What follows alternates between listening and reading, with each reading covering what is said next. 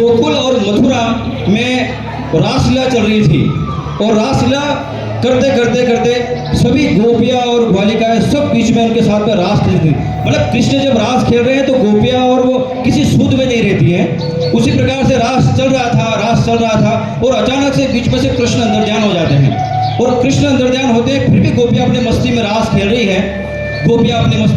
रही है। फिर किसी गोपी की नजर पड़ती है कि हमारे बीच में कृष्ण तो है ही नहीं, ये कृष्ण गए कहाँ। फिर कई बार ढूंढने के बाद में कृष्ण का तो पता चलता नहीं है। फिर वो सभी नारद जी के पास जाती हैं। नारद जी को पता रहता है कि भगवान जो विष्णु हैं कहाँ क्या खेल करते हैं, वो सब उनको पता रहता है।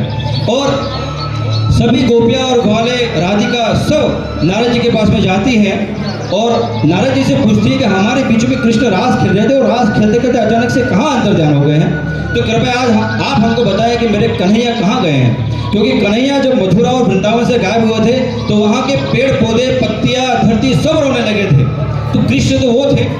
इसके बाद में आवाज़ करना थोड़ी आवाज़।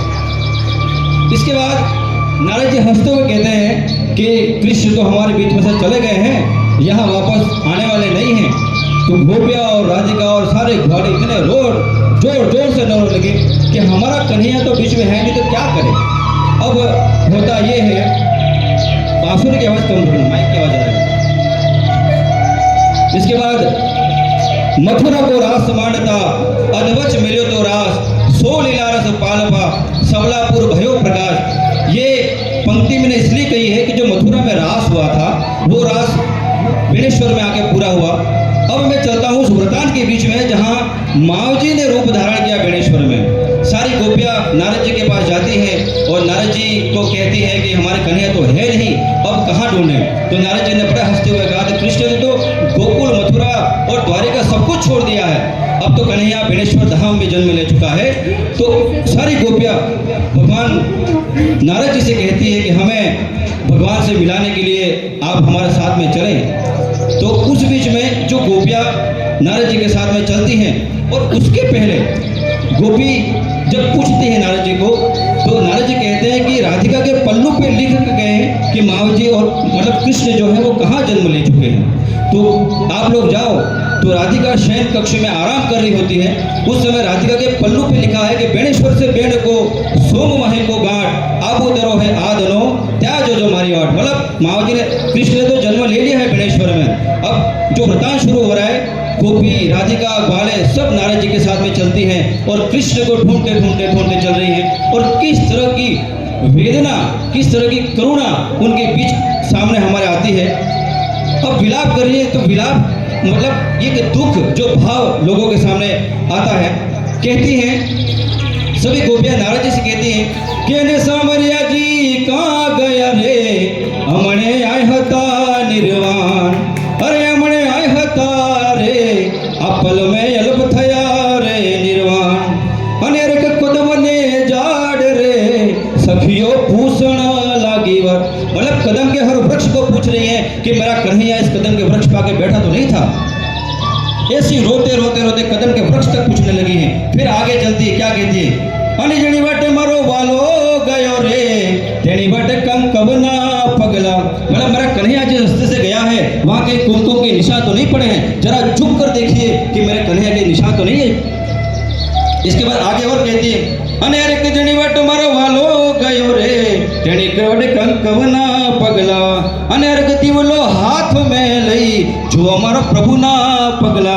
मतलब दीपक हाथ में लेके देखो गोपियों कि मेरे कन्हैया के पैर के निशान कहीं जमीन पे तो नहीं पड़े हैं। मतलब जब कन्हैया गया तो प्यास लगी होगी तो कुएं के अंदर भी झुक कर उसने देखा है, तो गोपियां कुएं के अंदर झुक कर देखी मेरा कान्हे की परछाई तो नहीं है। मतलब देख लो उस समय कि कितना विलाप हुआ होगा। जब मैं बोलता कांप रहा हूँ तो उस समय की क्या स्थिति हुई होगी।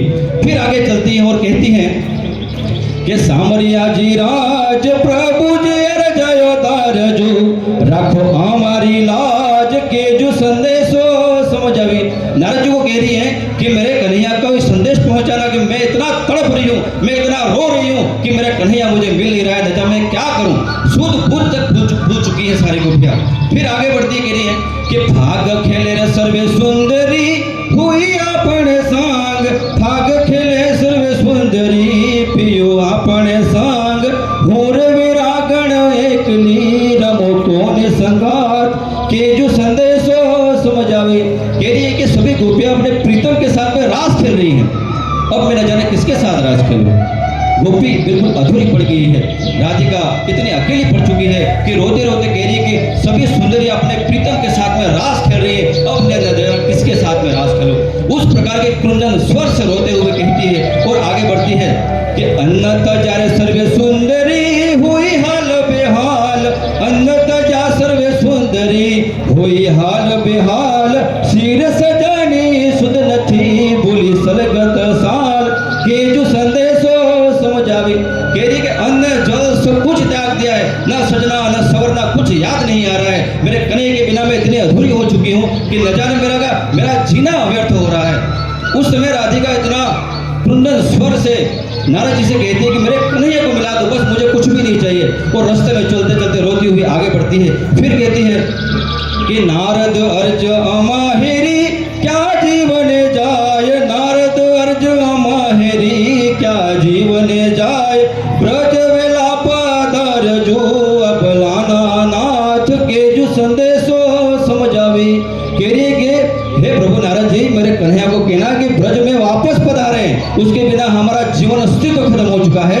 तो देख लो कि जब माव जी के रूप में कृष्ण जन्म लेते हैं तो राधिका गोपिया ग्वाले कितना तड़पती हैं।